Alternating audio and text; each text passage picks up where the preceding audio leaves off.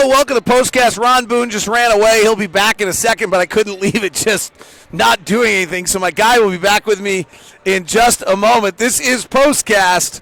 David Locke along with Ron Boone after the Utah Jazz blow out the Charlotte Hornets by the score of 109-92. POSTCAST is brought to you by the store at 6200 South and 20th East. Also located here at the Gateway. Stop by, get all your weekend needs at the store at either of those two locations. Ron Boone will be rejoining me. Craig Bullerjack sitting over here laughing at me because I'm doing the show by myself because Ron left to go to the bathroom right after I started the show. So, like, I literally hit start and Ron ran away, which is kind of what the Hornets did early in this game, too. They just ran away. Here he comes, ladies and gentlemen. Ron Boone back to the program. Should we tell the story about when that happened to you with Hot Rod Hundley? In New York. I think it was New York. Yeah. Tell the story. It's great. And he had to go to the restroom. In the middle of the game. And he had to go real bad. You know? And what happened? So I had to do the play-by-play. So he comes back and says, well, I had to go get a Coke. You know. Play-by-play wasn't good either. All right, we got a bunch of people on. Thank you already. We are live for you on Locked On Live on YouTube as well as Facebook as well as coming to you on Twitch.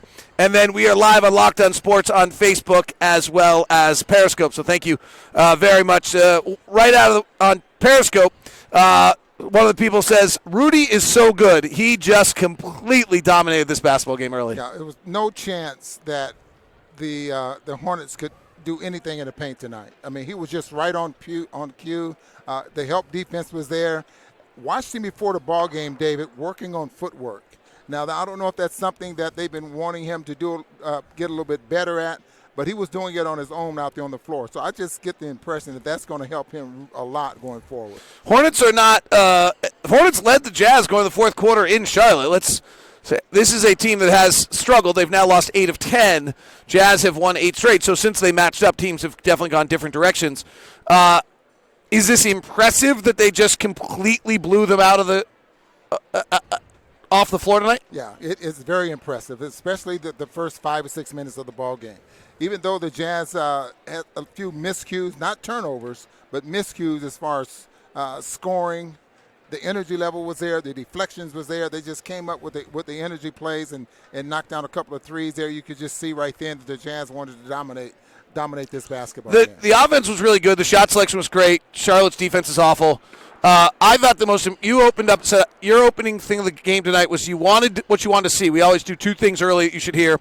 One is the shoot-around report, and 2 is what Ron's looking for early, and they're often very good indicators. Tonight, yours was you wanted to see connectivity. I don't know if you were talking offense or defense, but the defensive connectivity early with guys helping out each other, stepping into passing lanes. They've had 7 turnovers early in the game. Was really, really terrific tonight. Yeah, and I was talking about the defensive side of the ball, even though the offense really carries the defense. No, that's not true. But in particular, David, the help defense, and as Gordon Chase used to say a lot when he was coaching with Jerry Sloan, help the helper. So now you're seeing that quite a bit now, where Rudy goes and he's helping you by protecting the rim. Then it's your job to protect him. Try to get in front of Rudy's man, take away that lob, take away that little bounce pass, that type of thing. That's what they're starting to do a lot better. And another thing is when there's a switch and the ball, the pass goes away, they're doing a great job of switching back, which means very seldom do you see a mismatch out there on the floor where they're trying to take advantage of it. Jazz starters have been great all year. The numbers show it. They've been as good. There's only one 5-man lineup that's better than the group that's on the floor right now. The main 3- and 4-man groups have all been great. The problem was the bench. Has that been solved? Yes. I'm really pleased with what we're seeing right now. I think the true test is going to be when you start to playing some of those Texas teams that we haven't played, the Denver Nuggets, we haven't played them as well.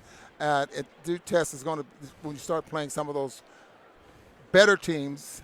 All the teams are good, but some of the teams that are first, second, and third position there in the standings. I would point out New Orleans is pretty good right now. New Orleans won, I think, again tonight. They've won now, I think, 8 of their last 10 or something of that sort, and we're one of the losses, and the bench was pretty good that night. Bill Hedrick, who's a loyal listener on Facebook, helps me out with 2 things I wanted to know. Salt Lake Stars win tonight, 129-119, so that was a battle of 1 versus 2 in the West. And then Dwayne Bacon and Tony Bradley both grew up in Florida about 12 miles apart. We guessed. I just didn't know the specific details, so thank you very much. Jeff Needham wants to know, do I ever talk to the coaches about points gained? Oh, I talk to the coach, my points gained statistic. I talk to the coaches about stuff, and they throw crap at me every plane flight. Mike Wells walks back and goes, Locke, what stupid thing you got for me tonight? Exactly. Every night. Vince Lagarza walks back and says, Locke, what do you got? And I say, nothing. What do you got, Vince? And then he might tell me something. So every night on the plane, they come back and they yell at us and tell me how stupid I am. And so, no, I don't talk to them about points gained. But Ron and I often will watch the last game the Jazz played, or we'll download a game and watch it on the plane flight. So we're sitting back there watching. I think they chuckle that we're doing that. Let's walk through some of the other questions.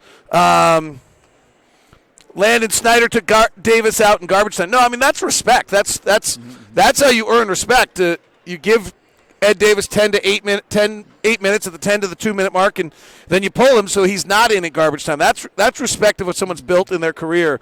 That's what that was there. It was not like he pulled him. He actually showed him the respect, so that's a different angle of things. Moutier's 3 is getting a bunch of comments. He was 2 of 5 tonight. If he actually can make a 3, that gets to be really interesting. Well, as long as if he gets to the point where they respect his threes, I mean, then and they feel like, okay, we got to make sure we close out under control on him, or in certain situations don't give up the 3. Then you can deal with, you can live with 2 of 5, 2 of 6, 2 of 7, something like that. As long as Quinn, I'm sure, does not want him to pass them up. As long as he's not forcing threes, then I think he'll be happy with that. What's the minivan nickname story? There was a game last year where George Niang was going to the basket, and I think he kind of like blew a tire, basically, or something happened. And after, in the post game, he said the minivan's brakes just didn't hold up on that one. This is a minivan and not a Ferrari, so we've all called the minivan. But frankly, at this point, I think he's a little bit of like a Toyota Land Cruiser or something like Infiniti or a Hyundai Palisade or something that's a lot bigger and nicer, Lincoln Navigator, whatever it might be. That's not a minivan right now. That thing is rolling. George Niang's really playing well. He really is, and he's looking to shoot the shot, which is very, very important. And the great thing about that, David, is that they're not, well, maybe we might see it when he comes in the ball game where he gets to the point where they will not leave him, because he's getting those good open looks like the Jazz were getting last year. And if he's getting those, he's going to knock them down. I'm interested to see going forward if they get to the point where they will just work at trying to make sure they take that away from him. Adam says Moutier's going to be so crucial to how far the Jazz go. I think there's something to it. I frankly said at the very beginning of the year I thought Moutier and Exum were the key to the whole season, because if they played well, it gave the Jazz a level of flexibility with the rotation that they just didn't have otherwise. And excuse me, and they are getting that right now. So they've been great. Adam Bartolo starting to make trades. He wants Alex Len. Tyler Jenkins says, on the note, Moutier is personifying Jazz culture now. What an improvement. Any chance he'll be able to keep him next season? If he keeps playing like this, it'll be very difficult for us to keep him next season. No work on Mike and his hammy, which was another question that came in. And I think we've answered the rest of them. So the Jazz roll past the Hornets tonight. They go to 26-12. They are currently in third in the West and a half game behind Denver for 2. And last year at this time, if I remember correctly, 17-19 or something like that. I mean, they were under 500 for the most part. So schedule's different this year. Ahead of schedule anyway. We're ahead of schedule, and the schedule's different this year. Last year the schedule was brutal. Yeah. All right, on behalf of Ron Boone, I'm David Locke. Thanks for tuning in.